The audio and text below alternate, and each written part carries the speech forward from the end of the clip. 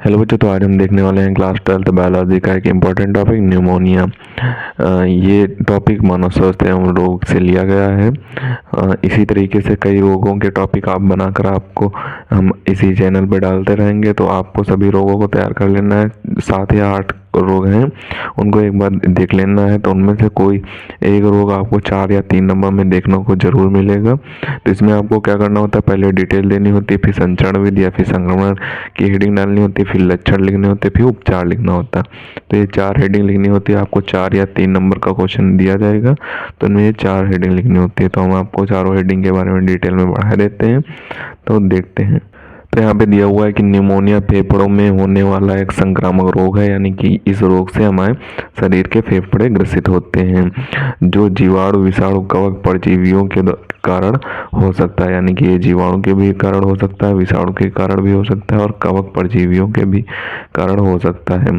और आगे दिया हुआ है कि इस संक्रमण के कारण फेफड़ों के वायुकोशों में सूजन आ जाती है, और ये जब संक्रमण आपके होगा, यानी कि ये बीमारी जब आपके अंदर आ जाएगी, तो आपके जो फेफड़े होते हैं उनके ऊपर सूजन आ जाती है, या इनमें तरल भर जाता है, या फिर इसमें तरल भर जाता है। इसके कारण मनुष्य को सांस लेने में कठिनाई होती है। यानी कि जब मनुष्य सांस लेगा तो उसमें कठिनाई होगी और घर घर की आवाज़ आती रहती है, तभी आपको निमोनिया हो जाता है।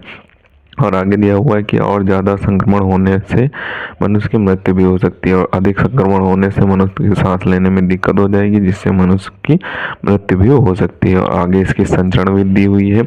कई जगह पे संचरण विधि को संक्रमण के रूप में लिखा होता है, तो वो भी सही होता है। इसकी संचरण यानी कि ये संक्रमण आपके अंदर कैसे फैलता है, इसके बारे में दिया हुआ है। तो इसमें क्या दिया हुआ उसे देख लेते हैं। तो इसमें दिया हुआ है कि इस रोग का संक्रमण रोगी के खांसने छींकने से होता है। यानी कि अगर रोगी खांसता छींकता है और उसके संपर्क में दूसरा कोई व्यक्ति खड़ा है, तो उससे उस रोगी में भी इस निमोनिया हो जाएगा। और आगे दिया हुआ है शरीर की प्रतिरक्षा प्रणाली जब एक जीवाणुओं या विषाणुओं को नष्ट नहीं कर पाती, यानी कि उन जीवाणुओं या विषाणुओं को जब शरीर की प्रतिरक्षा प्रणाली जो होती है वो नष्ट नहीं कर पाती है, तब ये फेफड़ों के वायुकोशों में चले जाते हैं, जिसे हमें निमोनिया हो जाता है। और आगे दिया हुआ है कि और वहाँ जनन द्वारा अपनी संख्या बढ़ाने लगते हैं, और वहाँ फेफड़ों के अंदर जनन काटते हैं, जिससे उनकी संख्या बढ़ती रहती है। इससे रक्त कोशिकाओं और फेफड़ों के बीच O2 व CO2 के आदान प्रदान में कठिनाई होती है। यानी कि इससे आपको सांस लेने में कठिनाई होगी, यानी कि ऑक्सीजन लेने में और कार्बन डाइऑक्साइड छोड़ने में कठिनाई होती है, जिसके कारण सांस फूलती है, और यह स्थिति प्लूरल इन्फ्यूजन कहलाती है। यानी कि जब आपको सांस लेने में तकलीफ हो रही है, या फिर आपके फेफड़ों में सूजन आ गई है, या फिर फेफड़ों सांस लेने में गारा गारा की आवाज़ आ रही है, तो आपको समझ लें कि आप में निमोनिया का प्रारंभ हो गया। तो इसका अच्छे जगह जांच कराएं और इसका इलाज कराएं। अब लक्षण क्या होते हैं, कि कैसे पहचानेंगे कि आप में निमोनिया हो गई है, तो लक्षण देख लेते हैं। तो लक्षण में दिया हुआ है कि सांस छोड़ते समय छाती में दर्द और सांस फूलना। यानी कि जब आप सांस छोड़ते हैं तो आपकी छाती में दर्द होगा और सांस भी फूलेगा। सांस में घर घर की आवाज़ आती है, तब भी आप में निमोनिया होने के चांसेस हैं।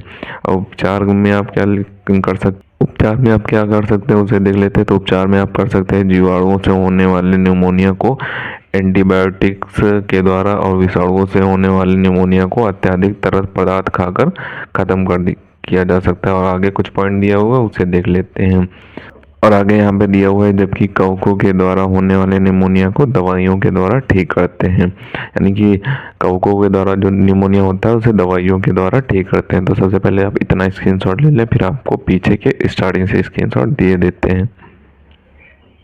अब आप यहाँ से ऊपर से स्क्रीनशॉट लेना प्रारंभ करें, और संचरण का भी स्क्रीनशॉट कर लें, और लक्षण और उपचार का भी स्क्रीनशॉट कर लें। इन्हें आपको अच्छे तरीके से तैयार कर लेना है। 7 या 6 रोगों में से कोई एक रोग 4 या 3 नंबर में पूछ दिया जाएगा। इंपॉर्टेंट क्वेश्चन है, इसी तरीके से आपको हेडिंग बनाकर लिखना होगा। हेडिंग में आप भले ही थोड़ा दिखे, लेकिन आपको हेडिंग बनाकर लिखना होगा, तभी आपको पूरे नंबर मिलेंगे। तो मिलते हैं किसी नए वीडियो में नए टॉपिक के साथ। तब तक के लिए धन्यवाद। अगर अभी तक आपने हमारे चैनल को सब्सक्राइब नहीं किया तो सब्सक्राइब जरूर कर लेंगे, क्योंकि हम क्लास 12 से रिलेटेड इंपॉर्टेंट टॉपिक पर वीडियो डालते रहते हैं।